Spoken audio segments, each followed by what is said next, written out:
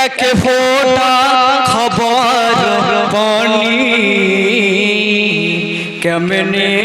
সহিব মাবুদ আমি যে মা জননী খুঁজে পাই না কেন আমি পাহাড়ের এক চূড়ায় মাঝে রসে কানে যায় পাহাড়ের এক চূড়ায় মাঝে রসে কানে যায় পিপাসাতে কাতর হয়ে ইসমাইল নবী পথে কায় হলো খোদারি করুণা হলো খোদারি করুণা জমিন ফুড়ে তখনই ফোয়ারার মতো ওঠে আব জমের পানি খুঁজে পাই না কেন আমি ছুটে আসিল সেখানে পানি পান পরে দুজনে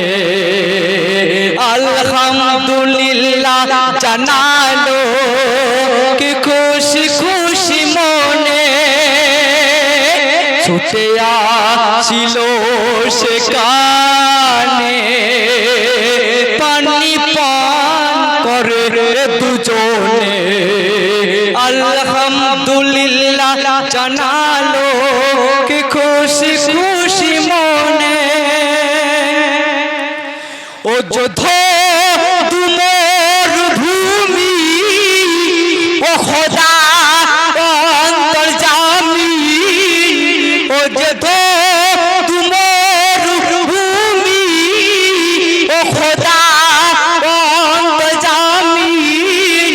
করিলেন মধ্যের রহ মশালেন চোখের পানি কুরআনেতে যে আছে কুরআনেতে যে আছে ইসমাইল নবীর কাহিনী ফোয়ারার মতো ওঠে আব জমের পানি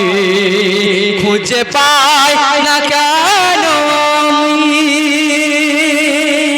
কত শত বছর পরে আল্লাহ পাকের সঙ্গে দেখা হচ্ছে কবি ছন্দের মাধ্যমে বলছে দেখুন কত শত বছর পরে খোদা দিন দুনিয়ার মাজারে কত শত বছর পরে খোদা দিন দুনিয়ার মাজারে সৃষ্টি সবই যা আছে নবীজি ওসিলা করে কত শত বছর পরে খোদা দিন দুনিয়ার মাজারে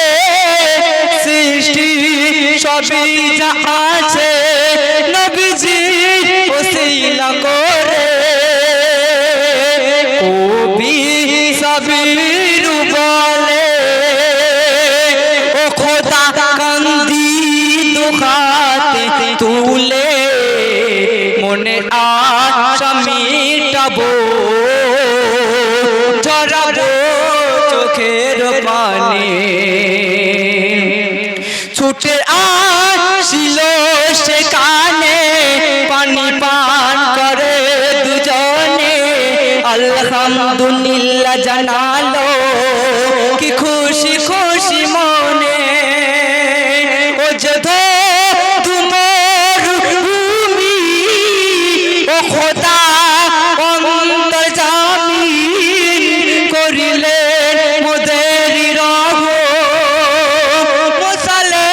চোখের পানি কুরআনেতে যে আছে ইসমাইল নবীর কাহিনী মনে আশা মেটাবো চড়াবো চোখের পানি খুঁজে পাই না কেন তোমার শুনলে